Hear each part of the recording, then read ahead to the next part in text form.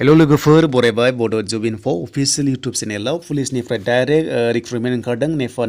नेफा direct recruitment दा बेयाव 10 पासनिफ्रायनो हागोन हिन्जावफोर हौवाफोर गासैबो हागोन दा भिडिअखौ जोबजासिम नाय बोरै एप्लाइ खालामनांगौ बोरै थांनांगौ मानांगौ गासैबो डिटेल्सखौ नोंथांमोना जोबनायथिं मोनगोन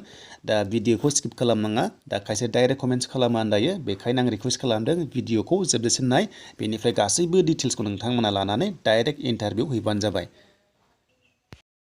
दा जों फै थांनि अफिसियेल साइडआव अफिसियेल साइडआव थांनाय लोगो लोगो जों नै नर्थ इस्टार्न पुलिस एकाडेमि बेयाव साख्रि ओंखारदों डाइरेक्ट रिक्रुटमेन्ट थ' नोंथांमोना बेयाव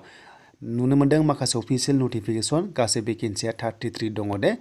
बेयाव जोङो अफिसियेल नटिफिकेसन डाउनलड खालामबाय थ' नोंथांमोना भिडिअखौ नायनानै मोजां मोनोबा लाइक खालाम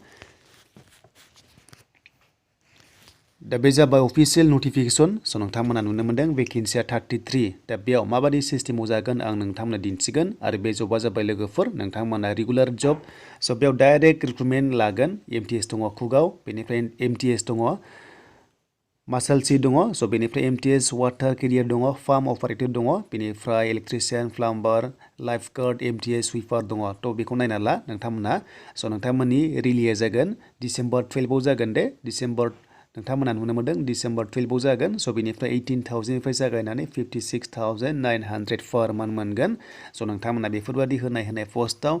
एसटिआव खम नुनो मोनदों नाथाय एसटिआव दङ जेरै कनस्टेबल जिडि कनस्टेबल जिडिआव सासे दङ नोंथांमोननिया जागोन जिडिनिया 19 डिसेम्बराव जागोन दे स्केल फेया सेलारिया गासैबो सेमानो दङ 33 दा लोगोफोर भेकेन्सिया बारायनोबो हागौ बे फिक्स नङा नाथाय नोंथांमोना एसटिआव पस्ट गैयाबाबो आनरिजार्भआव खारनो हायो जेबो नङा नोंथांमोननि दानिया बेयाव नायनोसै फैदों माखासे क्वालिफिकेसन दा जोंहा फिजिकेल टेस्टआ जागोन नोंथांमोना मिथिखाबाय डेटआ 12 बेनिफ्राय 19 डिसेम्बर नोंथांमोना बे पस्टआव थांनानै बे पस्टखौ नायनानै खारहैनांगोन आरो हमना ला नोङो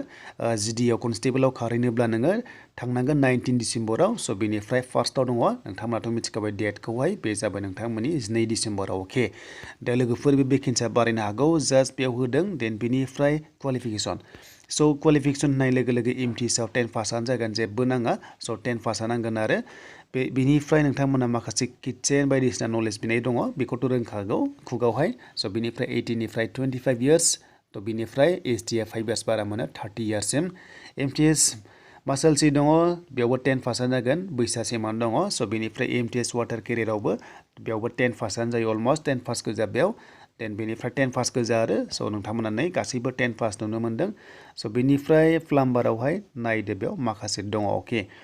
प्लाम्बाराव 10 पास बेनिफ्राय नोंथांमोना प्लाम्बार ट्रेडनिफ्राय नोंथांमोना एक्सपिरियेन्स थानाय जानांगोन बा आइटिआइ थानाय जानांगोन आरो 2 इयार्स प्रेक्टिकेल एक्सपिरियेन्स बिनाय दङ अब्लासो खालामनो हागोन नङाबा हानाय नङा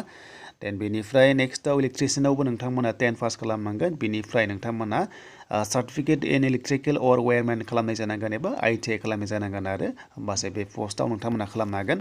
दे बेनिफ्राय लाइफ गार्डआव 10 पास खालामनांगोन बेनिफ्राय सार्टिफिकेट इन सुइमिं नोंथांमोना थानाय जानांगोन होमबासो हागोन 2 इयार्स प्रेक्टिकेल एक्सपिरियेन्स नांगोन लाइफ गार्डनि सेक्टरनिफ्राय होमबासो हागोन नङाबा हानाय नङा दे देन बेनिफ्राय एमटिएसआव एमटिएसआव नोंथांमोना 10 पासआनो हागोन जेबो नाङा 10 पास बेनिफ्राय क्लिन खालामनाय नलेज बेखौथ' रोंखागौ मारै साफा खालामो बेल' आरोना जास्ट 10 पासआनो हागोन बेयाव एमटिएसआव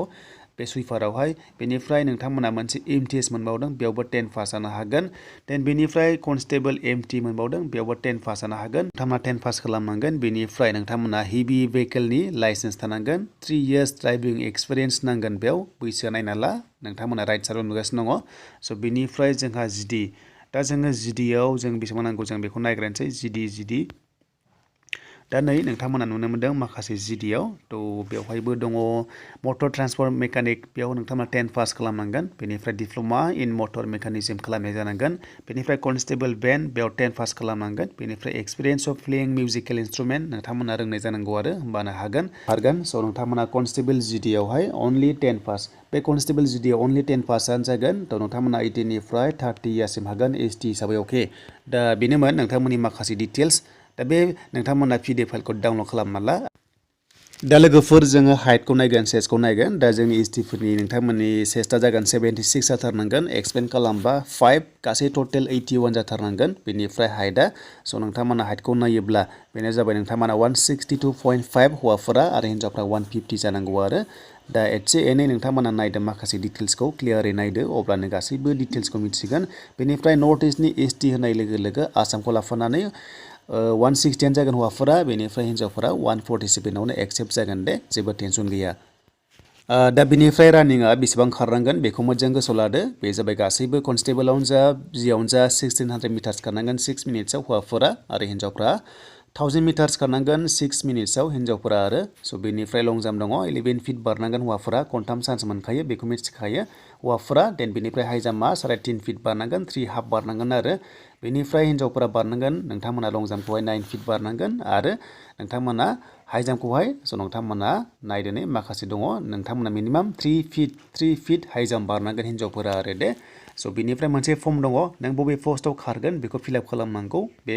फर्मखौहाय डिसक्रिपसनाव मोनगोन, बे फर्मखौ डिसक्रिपसनाव मोनगोन। स' बेनिफ्राय सिलेबास एग्जामा गासै नायदोनै 100 मार्क्सनि एग्जाम जागोन, 2 आवार्स नोंथांमोना मोनदों। स' बेनिफ्राय नोंथांमोननि जेनेरेल एवारनेस जिके थागोन, मेथ्स थागोन, रिजनिं थागोन, इंलिश थागोन। 10 फार्स्ट स्टेन्डार्ड लेभेलनि दाननाय जागोन आरो बेयाव नेगेटिभबो गैया, गोसोबादि आनजाद होनो हागोन नोंथांमोना जायफ्रा फिजिकेल पास जायो। दा आनजादनि थाखाय एक्सट्रा डेट होनो हागौ आरो जेब्ला डेट होगोन आं नोंथांमोना आपडेटखौ लाबोगोन। दा जायखिजाया लोगोफोर नोंथांमोना भिडिअखौ नायनानै मोजां मोनदोंबा लाइक कमेन्ट शेयार खालाम। दा जों एप्लिकेसन फर्मा माबादि आं बेखौ नोंथांमोना दिन्थिगासिनो दङ। जास्ट नोंथांमोनाहाय मा खालाम,